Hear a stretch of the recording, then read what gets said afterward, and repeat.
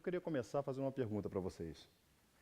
Numa cidade como o Rio, qual é o número de mortes no trânsito é aceitável? Essa mesma pergunta foi feita por um cidadão da Nova Zelândia. E vamos ver o que ele respondeu? So last year, 249 people died on our roads. What do you think would be a more acceptable number? Acceptable? 70 maybe? Probably 70. Can you send 70? Actually, this is what 70 people looks like.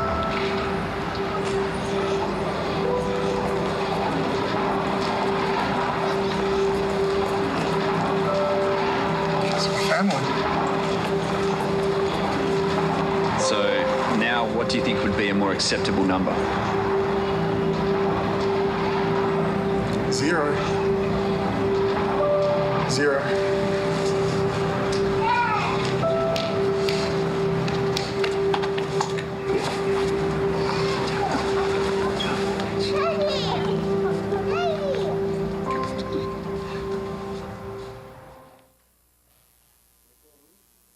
Pois é, nenhuma morte no trânsito é aceitável. E é impressionante como a gente é condescendente com morte no trânsito. É como se fosse uma morte natural, principalmente diante desses números que o Brasil apresenta, que são números quase epidêmicos. Quer dizer, usar o carro de forma inconsciente é como usar uma arma letal. E o problema da segurança viária, ela está dentro de um contexto muito maior de mobilidade urbana. É como as pessoas usam o seu território. Não existe mobilidade urbana sem segurança viária. O crescimento urbano desordenado das cidades fez com que cada vez mais houvesse a segregação socioespacial, ou melhor, as pessoas mais carentes foram vivendo cada vez mais longe das suas áreas onde estão os empregos e as atividades urbanas. E o transporte surgiu como uma solução. Só que uma solução cara, porque são grandes distâncias, e deficiente.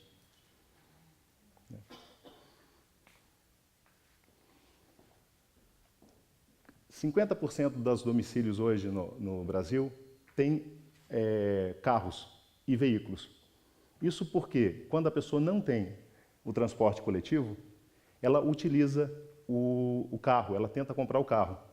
E onde isso pode chegar? Em São Paulo, em 2014, a cidade registrou uma fila de 344 quilômetros, quer dizer, um condicionamento de 344 quilômetros. Uma fila que iniciaria aqui no centro do Rio de Janeiro e só terminaria em Ubatuba, no estado de São Paulo. Além dos congestionamentos, o número de carros excessivos faz com que você precise de mais infraestrutura, tenha mais emissões de poluentes, haja mais degradação urbana e as pessoas sejam mais expostas a acidentes. Tudo isso é consequência de uma má gestão do sistema de transportes. Quer dizer, quando os sistemas não motorizados e motorizados não dialogam nas cidades, fazendo com que pedestres e ciclistas não consigam ter o seu espaço de deslocamento. E também o transporte coletivo, porque a gente sabe que a maioria das cidades brasileiras apresentam um péssimo sistema de transporte. Os ônibus são velhos, as paradas dos terminais são deficientes, não há integração. Quer dizer, mais e mais motivos para, caso você possa comprar o carro, você compre. Essa pirâmide representa exatamente o que a gente está dizendo, a priorização do transporte individual em detrimento do transporte coletivo. No entanto, hoje em dia, se começa a pensar a cidade de uma forma diferente, onde os pedestres e os ciclistas, os usuários mais vulneráveis, eles passam a ter prioridades dentro do sistema de circulação. Mais e mais cidades pelo mundo têm trocado essas áreas antigas de carro, estacionamento, por áreas de pedestre. Quer dizer, retornando a cidade ao cidadão, quer dizer, a escala do ser humano. Isso aconteceu aqui também, aqui fora, na Praça Mauá. O processo de revitalização da Praça Mauá priorizou a circulação de pedestres, em harmonia com outros modos de transporte, como o VLT. E não é só os pedestres que precisam ser priorizados na cidade. É importante que se crie uma infraestrutura para ciclovias, para os ciclistas. Principalmente que hoje em dia se usa a bicicleta é usado não só no lazer, mas também como modo de transporte para o trabalho. Uma cidade amigável para pedestres e ciclistas é uma questão de razoabilidade. Agora, uma cidade amigável para o transporte coletivo é uma questão de matemática. A única solução plausível para os congestionamentos é a priorização do transporte coletivo. Mas não é qualquer transporte coletivo.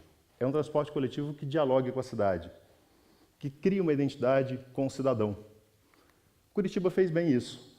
E o cidadão curitibano hoje é o maior defensor do seu sistema. É tão defensor que quando você chega na cidade de Curitiba de avião, você desce numa estação turbo.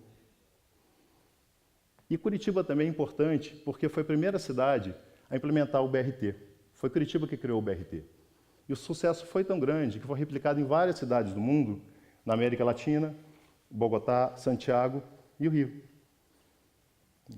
O Rio sofreu uma série de investimentos nos últimos anos em termos de mobilidade urbana sustentável. Quer dizer, foram principalmente em função desses grandes eventos. A Copa do Mundo, as Olimpíadas. Quer dizer, é o início de um processo de transformação que deve ser contínuo, partindo da exigência dos próprios usuários que são seus cidadãos.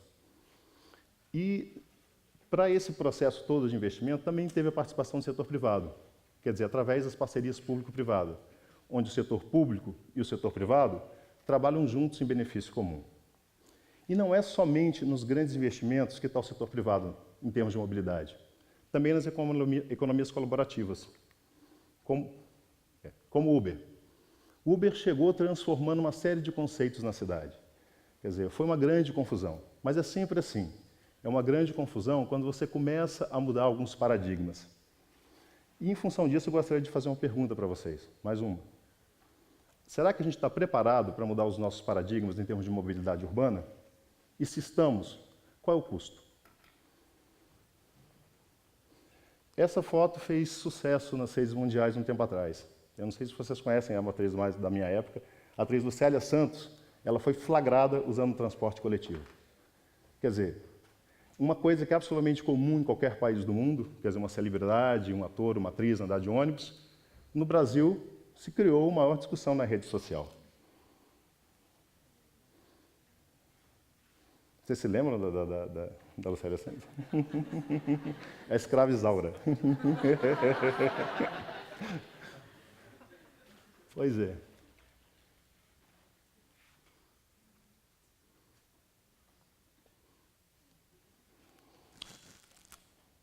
A Lucélia Santos, na verdade, o que falaram, os comentários feitos nas redes sociais da Lucélia Santos, era que ela era uma atriz decadente, que estava ganhando mal, que a Globo não estava pagando bem ela. Quer dizer, se vinculou a ideia de pobreza a transporte coletivo. Quer dizer, é essa forma muito forte que a gente às vezes faz. Com algumas brincadeiras, a gente consolida às vezes preconceitos. A gente estigmatiza a ação das pessoas.